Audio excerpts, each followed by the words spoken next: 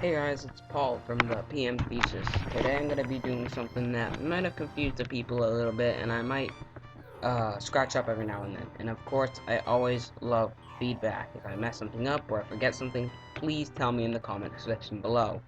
Now, today I'm going to be working on PokeMMO for my presentation, EV training. EV training is a very difficult process that not a lot of trainers know about. Here, let's get started.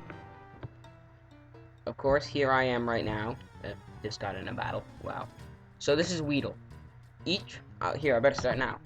I'm currently EV training my Aeron for defense and special defense. Weedle, each Pokemon gives a certain EV field when they're killed.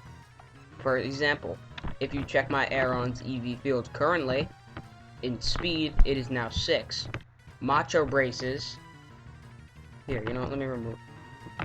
When you kill a Pokemon, you get a certain amount of EV per kill. When my Aeron takes down this Weedle, I'm supposed to get 1 speed EV. Now if you go back and check my Aeron, he has 8 instead of 6. His 8 is because of the Macho Brace I equipped it. The Macho Brace will double the amount of EVs gained, extremely helpful during training, but will half your speed during battle. Not a bad thing necessarily, because if you have the Macho Brace on while you are speed EV training, and you start to attack first, you will have almost double the speed you had before. Currently you can see I'm EV training my Aeron special defense and defense. Because of Aeron's a steel type, I want him to be able to take a hit, but be able to still land a good amount of attack. Since EV training is such a difficult process, it all depends on what Pokemon you kill. For example, on PokeMMO, when you have it in your Pokedex, you can clearly see when I click Metapod, it shows me what EV yield I get. It's plus 2 defense. But since I have the Macho Brace, I'll get plus 4 defense in my EV.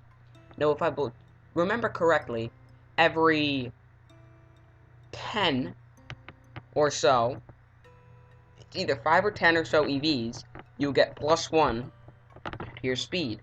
So if we go back to my Aeron, you can clearly see his defense and special defense are quite high, depending on a level 29 Aeron. Now if you go to my Dragonite, who I trained rigorously with many trainers, you can see his EV field. Very high in his speed EVs, because I killed many types of bug-type Pokemon. Bug types, the normal beginning types, Rattata and Pidgey, all give you speed EVs. It doesn't matter the level. A level 1 Pidgey can give you 1, and a level 100 Pidgey will still give you 1.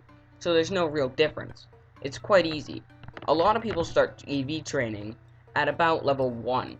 They start EV training because the EVs are all set at 0 at that point, and they can already work on a certain EVs.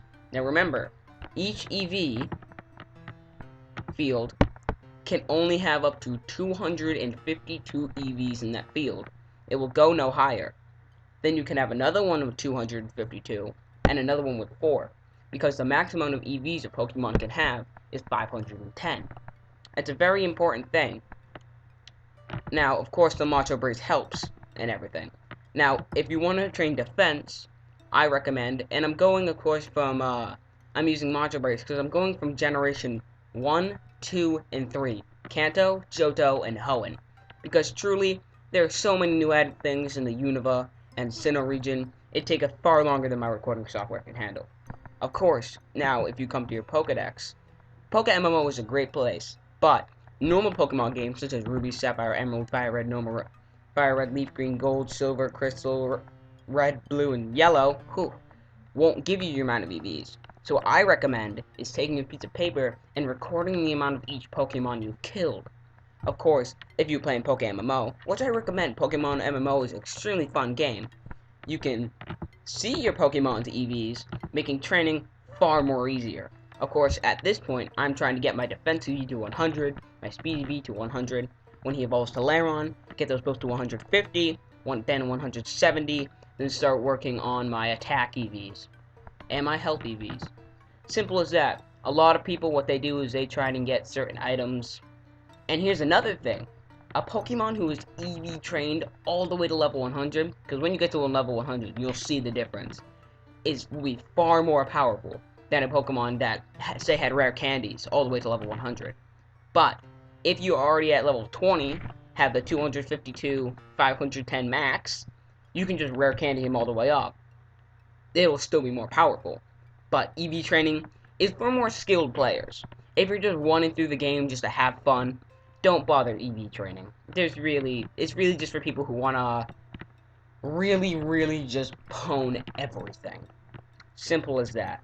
Of course, if you check my Venusaur, I really haven't EV trained him that much. I really gotta work on my Venusaur. But, of course, EV training is very fun, difficult, challenging, but will pay off. Now, that's all I have about EV training. If you guys would like more tips, or if I will also be posting a link to a website which will completely explain EV training to help you guys. And if you want to come on PokeMMO, which is extremely fun, you can clearly see up here. I love this program. I've been playing on it forever. It's super fun. If you guys want to, per se, just go and play with me. I am The Crisis. Uppercase T, H-E, uppercase C, R-Y-S-I-S. Of course, guys, I thank you for watching.